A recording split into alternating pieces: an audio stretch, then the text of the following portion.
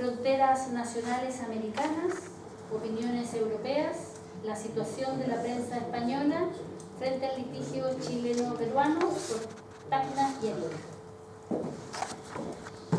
Un minuto solamente para guardar esta imagen y proyectarla atrás.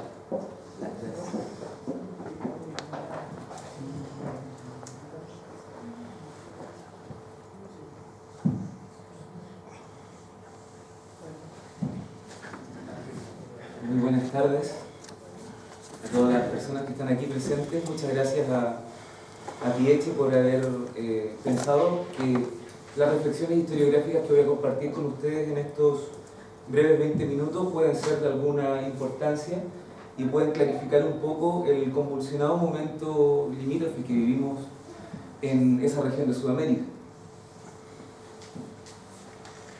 El año pasado, el 22 de enero del 2014, cuando se estaba a las vísperas del fallo de la Corte Internacional de Justicia de La Haya por el territorio marítimo entre Chile y Perú, el diario El País, uno de los diarios más importantes de España, publicó en su edición que existía un juego de espejos entre Chile y Perú en vísperas del fallo de La Haya, en donde ambos países se copian, dice este diario, los gestos políticos y diplomáticos mientras aguardan el dictamen que zanjará su conflicto territorial. Por esta misma época, si uno revisaba la prensa más importante de Chile, el diario El Mercurio, el diario La Tercera y los diarios regionales, o si por otro lado analizaba los periódicos más importantes del Perú, encabezados por El Comercio, y también los diarios de Bolivia, puntualmente La Razón, se daba cuenta de que los discursos que estaban inscritos en la prensa eran diametralmente opuestos y de ninguna forma se podía pensar en una manera análoga de enfrentar el problema del fallo territorial. Pero cuando estos problemas territoriales de Sudamérica se analizan desde el extranjero, puntualmente desde el mundo anglosajón o desde Europa, existe una manera totalmente diferente de enfrentar lo que para nosotros puede concebirse como un tipo de realidad diplomática, como un tipo de realidad territorial y en última instancia como un tipo de realidad nacionalista. Es por esa razón y por otras que yo titulé la exposición y las reflexiones que quiero compartir con ustedes el día de hoy, como lo presentó Claudia, ¿verdad? Fronteras nacionales americanas, opiniones europeas. La situación de la prensa española frente al litigio chileno-peruano por Tacna y Arica. Porque, lamentablemente, para nuestra historia latinoamericana, este conflicto no hunde sus raíces en el año 2014, que fue cuando se publicó en la prensa, sino que es un conflicto que tiene mayor data y que está relacionado fundamentalmente con el surgimiento de nuestros países en tanto Estado-nación en América. Como muchos de nosotros lo debemos saber por conocimiento común, después de la independencia de las viejas colonias, las audiencias, las capitanías generales, en lo que se conoce como América Hispana, se van a conformar Estados-nación. Y en el caso puntual de Chile, de Perú y de Bolivia, van a comenzar prontamente a tener una serie de diferencias para establecer de manera legal sus límites territoriales, sus límites fronterizos y la forma de soberanía que se ejercía en esos sectores. Hay una guerra en 1836 entre Chile, entre Perú y Bolivia, que es poco conocida. Los historiadores la hemos estudiado un poco más, pero a nivel popular no se habla mucho de esta guerra contra la Confederación Perú-Boliviana. Pero después la guerra de 1879, que se desata en el desierto de Atacama, sí es bastante conocida por todos nosotros, pero no es conocida en profundidad. Según lo que a mí me ha tocado ver en mi experiencia como profesor de aula secundaria, como profesor en aulas universitarias y en las conversaciones cotidianas que de vez en cuando se tienen frente a estos problemas cuando suceden conflictos como este. Este es el caso peruano. Hace aproximadamente 60 días se resolvió en la Corte Internacional de Justicia de La Haya un problema entre Chile y Bolivia. Todas estas situaciones a mí me interesan verlas, pero desde un plano histórico. ¿Dónde se encuentra el origen y cuál es la imagen que en el exterior proyectó Chile, Perú y la frontera chileno-peruana, Tacna y Arica? Y esta elección del tema no es casualidad. Yo soy de Arica, tengo familia que tiene raíces bolivianas, otra que tiene raíces peruanas y otras raíces de lo que se conoce como el Chile tradicional de Santiago. Entonces es una cosa que me llama mucho la atención y que por eso he estado dedicando el esfuerzo de mis últimos años de investigación a poder encontrar puntos de opinión puntos de fraternidad y puntos que puedan ayudar al diálogo y a la comprensión para un poco ir superando estos problemas, aun cuando hechos como los que estamos constatando en la actualidad, colocar en manos de tribunales internacionales la decisión soberana, un poco empieza a lograr una efervescencia en nuestras sociedades, no solamente la chilena, sino también la peruana y la boliviana. La forma de enfrentar el estudio de la historia de la prensa necesariamente requiere situarnos en un campo teórico o en una línea de investigación específica de la historia. No es historia a secas, por decirlo de algún modo. Es una historia que se viene trabajando en el mundo de Occidente a partir de la década del 70, de los 80, y que se conoce como historia cultural. Es una historia cultural de la prensa, que este adjetivo de lo cultural no está solamente relacionado por agregarle una palabra de moda en las ciencias sociales, sino que se pregunta en última instancia por las formas de pensar, por las formas de pensamiento, pero un pensamiento colectivo, no un pensamiento individual, un pensamiento social, una representación social sobre determinados temas, en mi caso puntual sobre el nacionalismo chileno, el nacionalismo peruano, el nacionalismo boliviano, y la imagen que en España han cobrado estas formas de entenderse y de distanciarse. Mi interés entonces es la guerra del Pacífico, pero puntualmente en la posguerra. La posguerra, según las historiografías convencionales de estos tres países implicados, comienza en 1883 con el Perú cuando se firma el Tratado de Ancón y en 1884 con Bolivia cuando se firma una tregua. Y las historiografías, estas mismas, han sido enfáticas en constatar que la posguerra con el Perú finalizó en 1904 con Bolivia cuando se crea el ferrocarril de Arica a La Paz y en 1929 con el Perú cuando se gesta la separación de dos provincias que fueron completamente peruanas, después completamente chilenas, y en la actualidad una para el Perú, Tacna, y otra para Arica.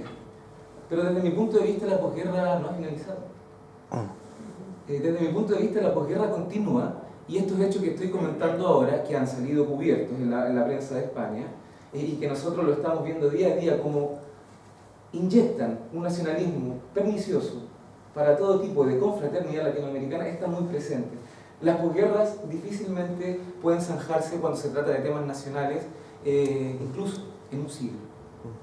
Por utilizar una frase muy manida, tenemos entonces sobre la mesa un conflicto del siglo XIX, traspasó todo el siglo XX, y seguimos enfrascados en esto en el siglo XXI. Enfrentar este problema desde la historia cultural de la prensa supone también utilizar un aparataje metodológico. Y en las ciencias sociales o en las humanidades, la metodología que utilizamos dista bastante de las exposiciones brillantes que hemos visto con anterioridad, ¿no? Eso está totalmente claro. No tenemos muchas veces la rigurosidad de establecer nuestras hipótesis y nuestras certezas transitorias con tal cantidad de datos y con tal seguridad. Lo que hacemos nosotros al parecer está más relacionado con lo interpretativo, y con lo interpretativo incluso asumiendo posiciones que puedan tener rasgos políticos. Estamos en la frontera muy de acuerdo con que el conocimiento que estamos generando desde dentro de las universidades tiene que tener alguna vinculación más que efectiva con las comunidades que no están dentro de los muros de la universidad. Eso yo creo que es una situación que se puede prestar a la reflexión. Hay historiadores, tengo que comentarlo acá, que opinan que esa manera de hacer historia está totalmente, es poco ética, ¿no? Cubres tu objeto de estudio con una idea política. Pero quizás cuando se trata de confraternidad humana, hay que someterlo también a un análisis y a conversarlo y a detenerse a hablar. La frontera chileno-peruana es activísima, tiene mucho lazo de solidaridad, pero cuando ocurren situaciones como esta, todo el trabajo que se viene haciendo para acercar a la gente, a las comunidades de diferentes nacionalidades, se desploma de un momento a otro. Vuelvo. La metodología entonces no es tan rigurosa como la de las ciencias naturales, sí ha buscado desde la historia una interdisciplinariedad. Y cuando se habla de interdisciplinariedad, principalmente se está hablando de dialogar con otras ciencias sociales que tengan a su vez aparataje metodológico un poco más riguroso. Y allí nos estamos acercando principalmente a la sociología, a la antropología, a las ciencias políticas. Entonces vamos formando una manera de enfrentarnos con la documentación, porque el historiador que trabaja problemas del siglo XIX, del comienzo del siglo XX, tiene necesariamente que trabajar con documentación textual. No contamos con los personajes o testigos o con los relatos, como pudiese ser una historia oral más reciente. Entonces he decantado o he decidido utilizar una metodología más bien que se conoce en el ámbito de la lingüística y en el ámbito de los análisis textuales como el análisis de contenido. Esto podría parecer sumamente anticuado porque los análisis de contenido se vienen trabajando hace 65 años más o menos. Y comenzaron, como muchos de acá sabemos, en los Estados Unidos con los estudios pioneros de Berelson. Y fue acusado de alguna forma de no tener esta participación social, ¿no? Esta participación social en la medida de que quería hacer un examen o un análisis muy frío de los documentos que estaba realizando, cuando las temáticas que se estaban estudiando llamaban de alguna forma al investigador a tomar posición frente a estas situaciones. Pero los análisis de contenido, como otros tipos de métodos, han ido también evolucionando con el tiempo y felizmente en la década del 80 comienzan a aparecer algunos análisis de contenido que comienzan también a verse influenciados por todo este giro lingüístico o este giro cultural que va a tomar de alguna forma una parte importante de las ciencias sociales y se va a hablar ya de los análisis de contenido etnográficos, muy influenciados también por esta idea de las descripciones densas de los documentos, en donde el investigador realiza sus interpretaciones. Entonces, a mí me gustaría ir enfocándome con estos documentos que trabajo yo de la prensa española sobre el problema de Tacna y Arica en ideas, en creencias o en última instancia en representaciones sociales. Las personas que estudiamos representaciones sociales, la primera idea que nos queda en la mente es esta dificultad que el mismo gestor de este cuerpo teórico, Sergei Moscovici, enfatizó, señales. Conceptualizar las representaciones sociales es complicadísimo, pero entenderlas, cómo circulan en la sociedad, es mucho más fácil. Entonces, teniendo en consideración este aparataje teórico, ahora trato de unirlo con una forma metodológica que es la de análisis de contenido etnográfico. Si es que yo tomo como límites de mi investigación el año 1902 y el año 1922, no es por razones al azar. España estuvo incluido en el problema del arbitraje para solucionar este problema de Tacna y Arica en 1898. Y disculpen ustedes cuando utilizo algunos años de esta forma porque entiendo que para algunas personas es bueno, porque se van situando en el tiempo, pero las que no están muy familiarizadas con esto se comienzan a perder. En 1898 el gobierno chileno, sus representantes diplomáticos, con el gobierno peruano, decidieron que el destino de la soberanía de Tacna y Arica lo resolviese la reina regente de España que en ese entonces estaba, que era doña María Cristina. Y en 1898 todo parecía que se iba a solucionar porque Tacna y Arica estaban en posesión chilena, pero debían realizar un plebiscito para resolverlo democráticamente por la comunidad de Tacna y Arica qué iba a suceder con el futuro soberano de estos.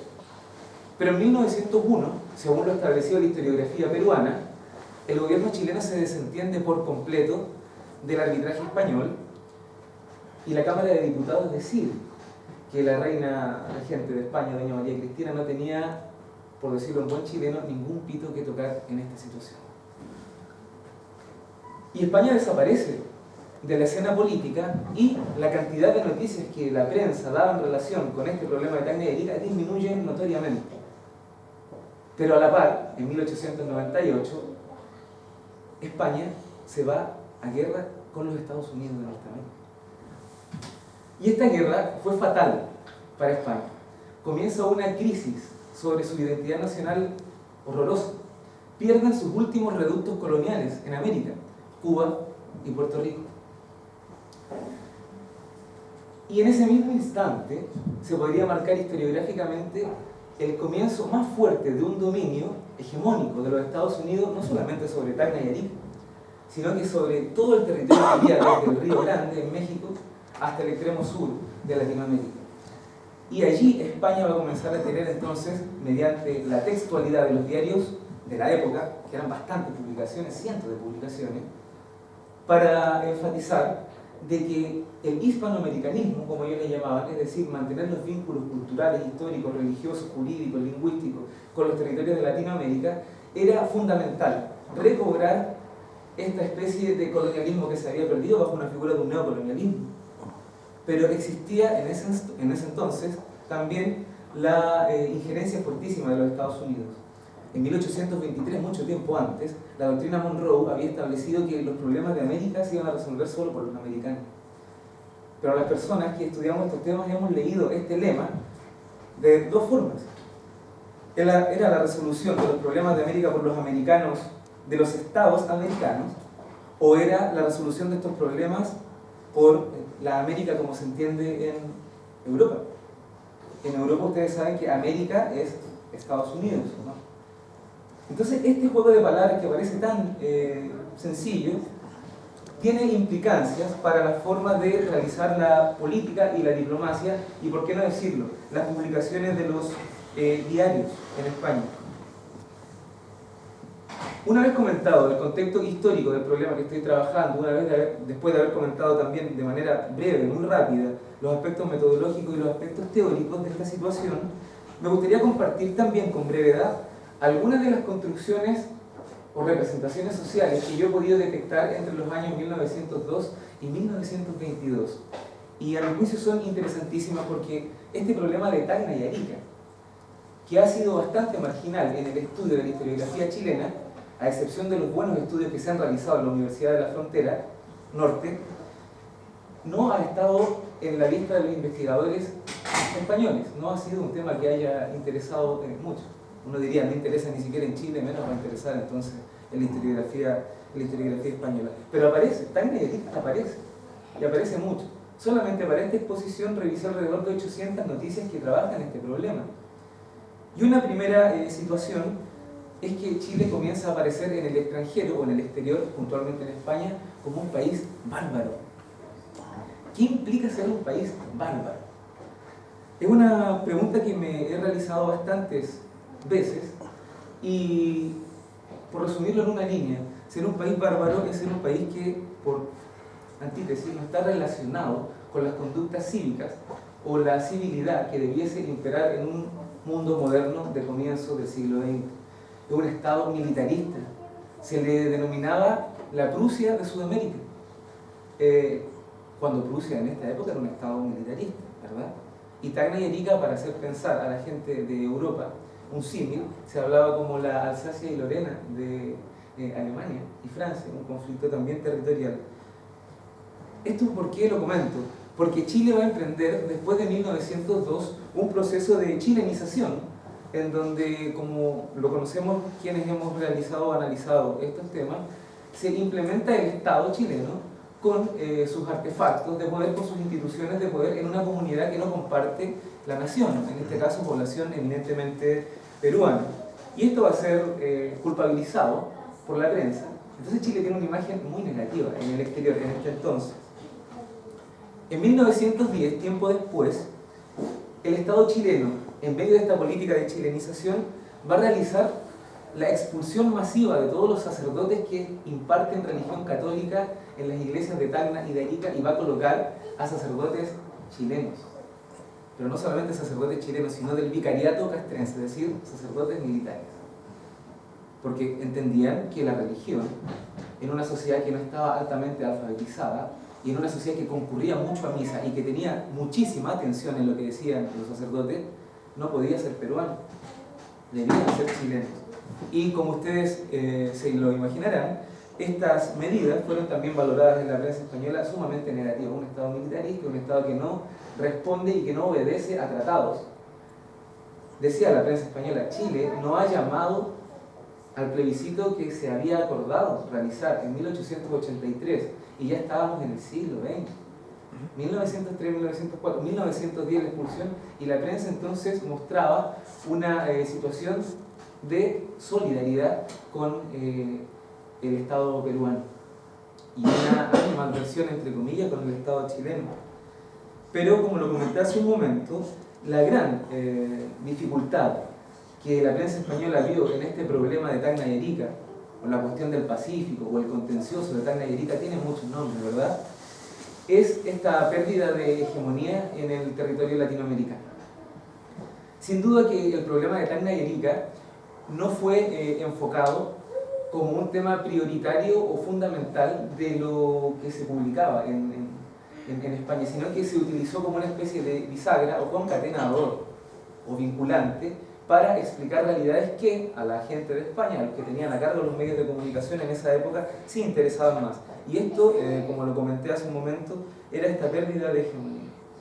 Hasta después de la Primera Guerra Mundial y después de la Segunda Guerra Mundial, la injerencia española en estos problemas latinoamericanos fue disminuyendo al estado en que se encuentra en la actualidad y no ha tenido un nuevo rebrote para poder hacerse cargo de lo que ellos en el sueño de la madre patria iban pensando, a diferencia totalmente de lo que ha hecho los Estados Unidos. En 1925, y para ir finalizando mi intervención, se va a realizar la puesta en común. Me dicen que ya estoy terminando y ya voy. En 1925 se va a intentar realizar el plebiscito en Tacna y Arica, y el héroe militar de la Primera Guerra Mundial, don John Pershing, va a estar en Tacna y en Arica para coordinar el plebiscito. España ya no tenía nada que decir. John Pershing estuvo en Arica. Pero la violencia nacionalista que se desató, ahora no solamente entre los políticos, entre los diplomáticos, sino entre la comunidad, digamos en el pueblo, fue tan grande, que el plebiscito que ahora Estados Unidos, hegemónico en Tacna y Arica, hegemónico en grandes territorios de Latinoamérica, no pudo efectuar. John Pershing se tuvo que ir de Arica y dijo que tenía un dolor de muelas. Y se fue de Arica, dejó abandonada esta situación, no se resolvió. De hecho, en 1925 se resolvió en 1929. Y para concluir, dijo que resolver el problema de Tacna y Arica era más difícil que luchar cientos de guerras mundiales. Estas cosas que he comentado el día de hoy me gustaría poder dialogarlas en el rato que tenemos de conversación. Es un problema que está muy vinculado con situaciones que estamos viendo en la actualidad en los medios de comunicación relacionadas con nacionalismo, con identidades, con fundamentalismo. Y apelan finalmente a cómo nos podemos acercar mediante el diálogo. Pienso que no hay, de momento, otra herramienta más asequible en la confraternidad humana que la conversación. Así que muchas gracias por su atención y que tengan muy buen día.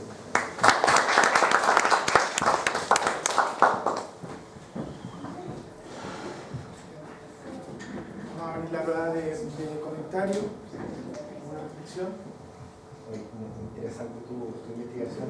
No sé si tuviste acceso a prensa inglesa, que después de todo la guerra del Pacífico, Inglaterra fue uno de los más beneficiados debido a los capitales que estaban involucrados en la guerra del Pacífico.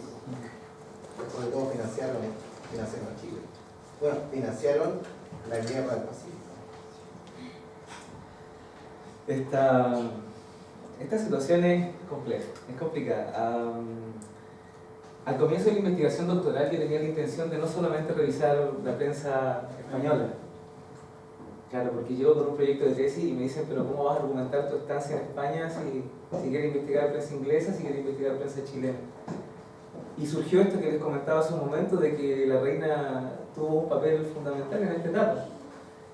Y esta posición de la entrega de capital, de dinero, desde Inglaterra, desde casas comerciales inglesas hacia el Estado chileno, me parece que es un debate que está muy arduo en la historiografía chilena y que está de alguna manera dividido en dos posiciones.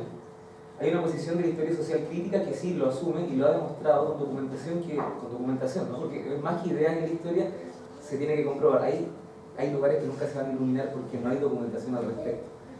Pero sí se ha demostrado de que hay una participación del capital inglés en la guerra. La historiografía peruana y la historiografía boliviana dicen que estas son las causas de la guerra. Pero las tres escuelas historiográficas, por plantearlo de alguna manera, no han logrado consensuar esto. A Chile no le gusta reconocer, a una parte de los historiadores chilenos no le gusta reconocer esta situación porque es una forma de colonialismo, ¿no? Que empujen a tu gente a la guerra. Y después de 1883, cuando finaliza la Guerra del Pacífico, en 1891 vamos como país a sufrir otro encuentro de guerra, ¿no? La guerra civil. Y en esa el capital inglés nuevamente tuvo un papel preponderante. La prensa inglesa, a diferencia de la prensa española, para concluir, tiene una posición pro-chilena. o chilenófila, por decirlo así. La prensa española tiene una posición peronófila antichilena. La prensa estadounidense, que también he revisado algo, tiene una posición también muy antichilena. Porque Chile tenía muy buenos vínculos con Inglaterra y en el contexto del equilibrio político mundial, Inglaterra con Estados Unidos no lo tenía. Esta era una situación como tú eres amigo de este, entonces no eres amigo mío, eres amigo de acá. Pero uno cuando revisa y concluye el análisis de estas prensas, solamente con el caso de la Guerra del Pacífico, se da cuenta de cómo un hecho que pudiese parecer objetivo no tiene nada de otro. Todos tienen opiniones distintas. Y ese no es tanto el problema. El problema es que cuando uno está viviendo en la frontera, actualmente, y cruza desde los sectores que están en el hito que une a la frontera chileno-peruana-boliviana, nuestra forma de pensar, nuestras representaciones sociales sobre la nación, por no ir más lejos, son bastante disímiles. El aymara chileno, algunos, ¿no? La mayoría, me debería decir, que son superiores a los aymaras peruanos y bolivianos.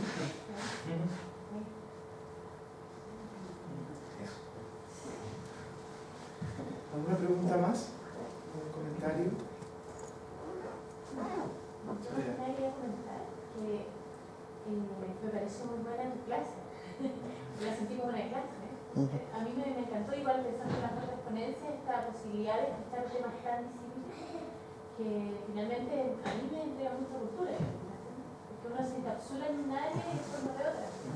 Nos pasa mucho en nuestra formación básica en el país.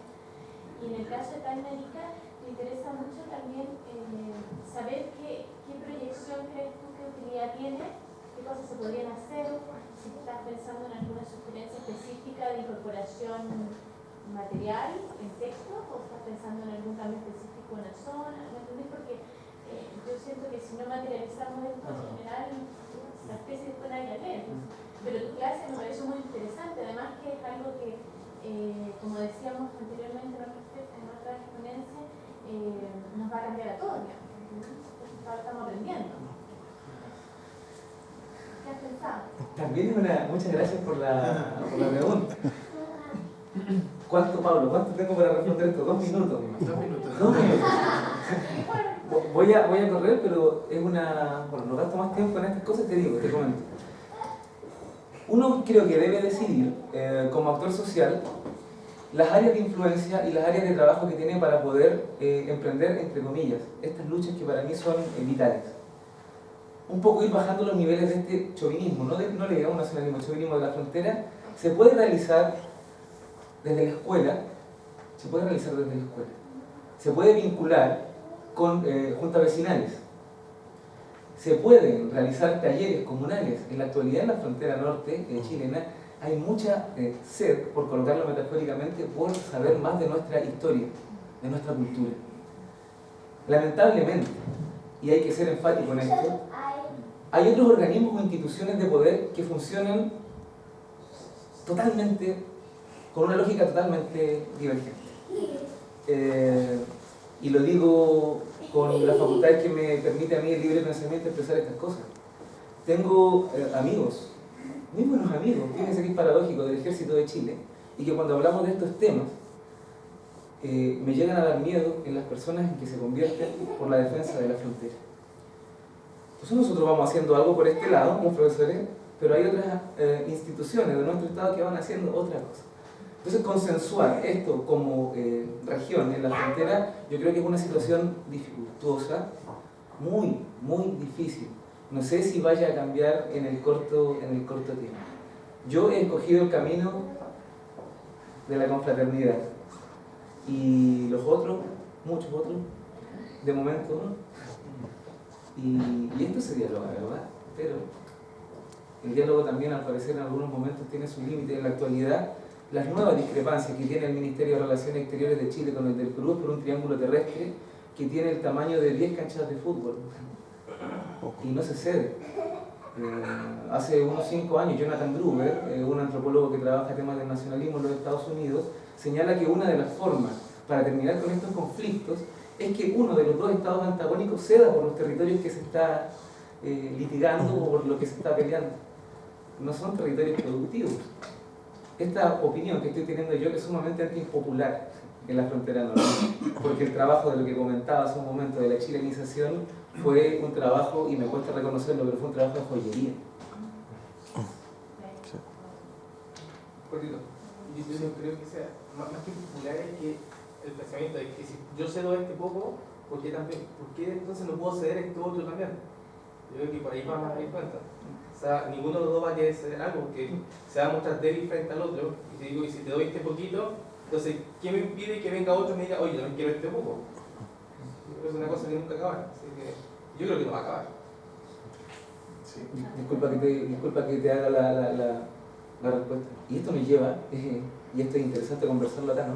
Que nuestros estados, en latinoamericanos, en el caso de Perú y de Chile, estén invirtiendo más en armas que en educación. ¿Qué en ciencia? ¿Tú querías hacer un comentario? Sí, muy corto. Felicitaciones por la cual se veo. Me impresiona tu capacidad de transmitir. ¿Ya? Te visualizo incluso como un actor social en Chile, así como un referente. ¿Sí? Felicitaciones. Tú como historiador y como persona que vive en Arica, ¿qué antecedentes tienes sobre el fallo que se hizo en la Haya por este límite marítimo? Bueno, hace un año nada más. ¿Se respeta realmente? ¿Qué está pasando actualmente en Arica Sobre el fallo de la Haya sobre el territorio marítimo? Sí, sobre el límite marítimo. Hubo una discusión. Te lo digo porque estoy un poco desconectado de que se dio el fallo para entregarle este pedazo de mar a Perú. ¿Qué ha pasado de aquí en adelante? Y eso no sería tan impresionante. Lo más impresionante es que mucha de la gente que vivimos en la frontera no sabe qué es lo que está sucediendo con él. Es una frontera marítima, y es una frontera que era un sector reducido, un gremio reducido de personas que trabajaban allí, que eran los pescadores. Se está tratando de alguna forma de respetar. Eso los dos estados se han comprometido en este punto, ¿verdad? Chile fue al Tribunal Internacional de Justicia de La Haya. Alan García, el presidente del Perú, hizo la demanda, se perdió. La opinión pública chilena, como con los temas fundamentales, pasa, ¿no? Se enfoca un momento de manera muy vigorosa, pero después se olvida y no le sigue el rastro. Allí está. El problema es que ambos gobiernos se habían comprometido en que no iban a seguir discutiendo sobre límites. Termino con esto. Ambos gobiernos no iban a seguir discutiendo sobre límites, y al tiempo después, desde el Perú se editó una cartografía en la cual incluían territorio que para Chile es chileno. Y ahora ya no estamos discutiendo por un triángulo marítimo, porque se zanjó la Haya, pero estamos discutiendo por un triángulo terrestre. Y todos los que pensamos que íbamos a finalizar por fin estos malos entendimientos con el Perú, estamos en una nueva etapa que, como lo comenté hace un momento, es la continuidad de una posguerra. Y entre nosotros está dar la opinión para resolver esto. Gracias. Vale, vamos a dar las gracias a José Julián por su conocimiento. No sé si alguien sabe, pero me parece que hoy él está de cumpleaños.